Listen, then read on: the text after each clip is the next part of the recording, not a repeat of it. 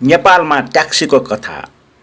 आजभन्दा 50-60 वर्ष अघि नेपालमा ट्याक्सी यस्ता थिए भनेर पत्याउन गाह्रो होला। नेपालमा आज जस्तो ट्याक्सी, बस र मोटर गाडीको चलन थिएन। एक ठाउँबाट अर्को ठाउँमा सामान लैजान खर्पन, डोको र मानिसकै काँध भर पर्नु पर्थ्यो। सम्भ्रान्त परिवारका मानिसहरू भने घोडा, हात्ती, गधा, डोली र पाल्की प्रयोग गर्थे।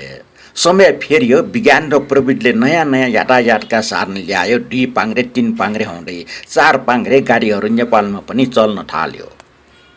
यही क्रममा विक्रम सम्वत 2015-17 नेपालमा ट्याक्सीमा मित्र राखेर भाडा निर्धारण गर्ने चलन सुरु भएको मानिन्छ। त्यति बेला ट्याक्सी चढ्नु भनेको आज जस्तो सामान्य कुरा थिएन। सम्पन्न परिवार र प्रतिष्ठित व्यक्तिहरूले मात्र ट्याक्सी चढ्थे। कतिपय साधारण मानिस त समाजले कुरा काट्ला भनेर आफ्नो टोल आउन अघि नै ट्याक्सीबाट ओर्लिन्थे।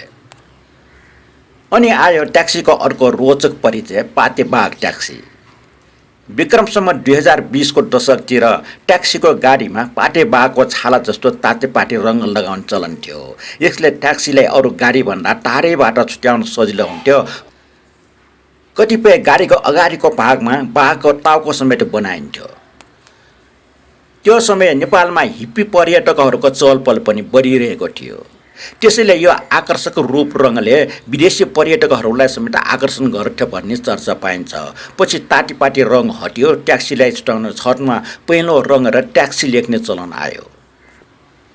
अझ रोचक कुरा, ट्याक्सी शब्द संसारका धेरै ठाउँमा यही रोमन अक्षरमा लेखिएको पाइन्छ ताकि विदेशी यात्रुले पनि सजिलै चिन्न सकुन्। आज नम्बर प्लेटको स्वरूप फेरिएको छ, त्यसैले कुन गाडी ट्याक्सी हो र कुन निजी गाडी हो भनेर छुट्याउन कहिलेकाहीँ गाह्रो पर्न सक्छ। तर ट्याक्सीको छतमा लेखेको एउटा शब्दले अझै पनि सबैले चिनाइरहेको छ, ट्याक्सी।